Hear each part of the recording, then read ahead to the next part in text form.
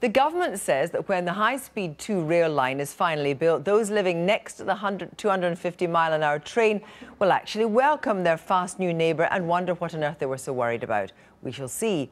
In the meantime, though, residents complain their houses are only sellable at a huge discount. The government's already in trouble over its compensation scheme after a judge ruled last month that its consultation was so unfair as to be illegal. David Grossman walks the line. Well, a little bit of it. There are thousands of stories on the HS2 line. We could look anywhere for people with something to say.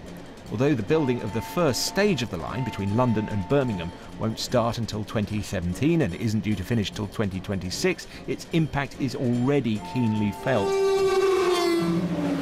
Take the village of Great Missenden in Buckinghamshire. This pub has closed. It's exactly where the line is going to run through. But if you have to live in an area to which HS2 is coming, this could be the best situation to be in. The compensation in these circumstances is most generous.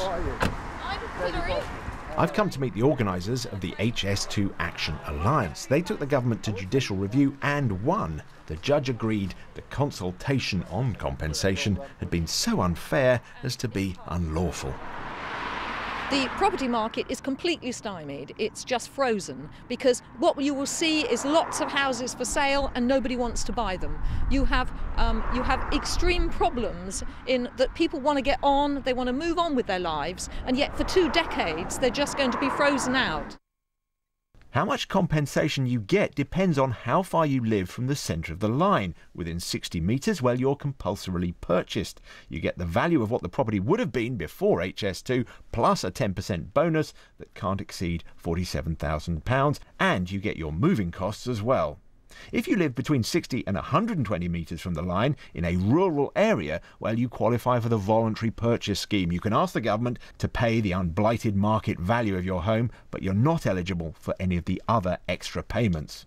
However, if you live more than 120 metres from the centre of the track, well, you'll have to prove extreme hardship like divorce or loss of your job. That means you have to move but you can't sell because of HS2. Prove that and you'll get the unblighted market value.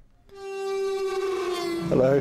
Hello. Hello, David Grossman from Newsnight. Derek Hardley. However, if, like Derek and Margot, you want to downsize or you want to upsize or just relocate, well, there's nothing on offer. And they are just 2 yards outside the voluntary compensation zone. What's the consequence of those 2 yards for you and your lives? There's a thing called blight if you come to sell the house. Yes. I mean, at the moment, I would say whatever the price of the house would have been had they not put the line up, you're going to lose between 20 and 30% of the price of the house when you sell it. If you can sell it.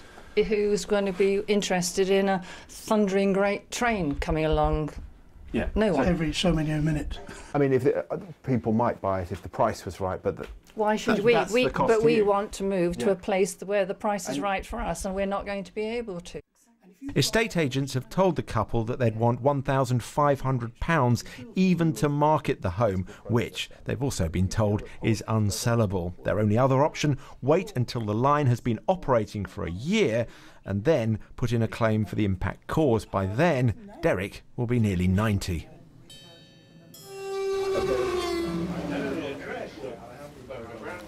We've come to the Cock and Rabbit pub in the Lee, very close to where the line will go. Incidentally, this is where they film Midsummer Murders. One of the interesting features of high-speed rail means that the cost to communities like this is far greater than with other infrastructure projects, and that has an impact on compensation. Let me show you what I mean. If we imagine a normal infrastructure project, like a road or a railway, it goes like that. Right, there's your end point and there's your start point, okay? But what will happen is you've got junctions or stations along the way.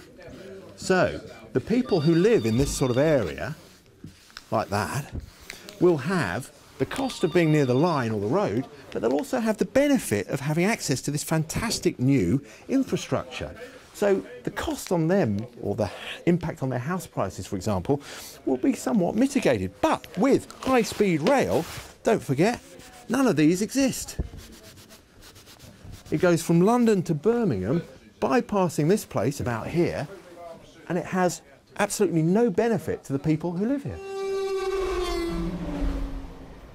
Meanwhile, a short stroll from the derelict pub, I met Adam.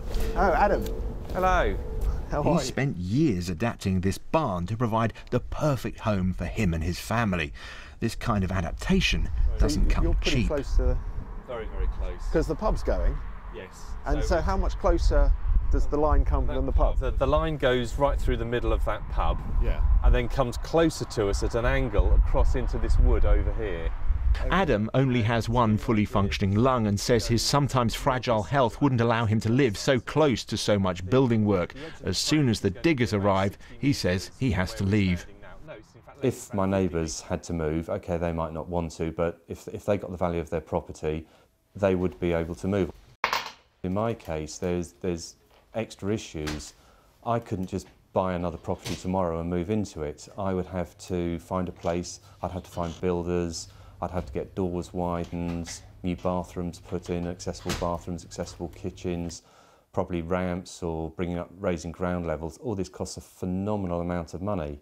And in this case, you know, we've put our life savings into this property to make it the only place in the world where I can be 100% independent. There's nowhere else on this earth where I can be like that. And you wouldn't get the money back if you did qualify for compensation here? No. The final stop on my journey is back in London at the Department for Transport, where I've got an appointment to see the Minister in charge of HS2. Can we go in?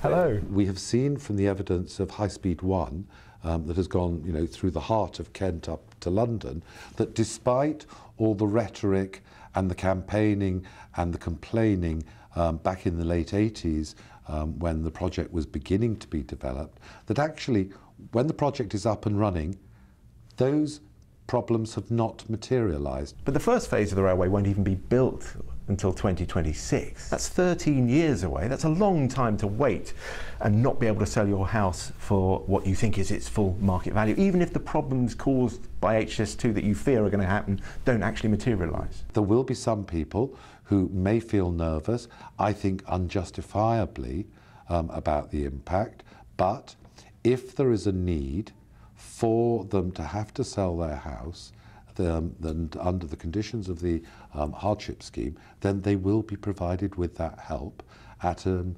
unblighted property price. And what about Adam Thomas and his family? Even if they do qualify for the hardship scheme, they fear they won't get the money they'd need to adapt another property. Well, the Minister says he can't comment on individual cases, but... that situation would also apply to any other individual who lived miles and miles away from a major project like High Speed 2, given that a lot of people invest a lot of money in their properties in different ways, and they don't necessarily then realise the money they've invested in the improvements to the property, whether it's for health reasons or for aesthetic reasons, and that is part of the market and buying and selling a house. What we really want is for the HS2 to be cancelled. Yes. Back in the Chilterns at a public meeting, the cheers ring a little hollow. There's a creeping fear here. There's nothing they can do to stop the line. The best they can hope for is improved compensation. And we have to tell them what we want, and we want full and fair compensation. Yeah.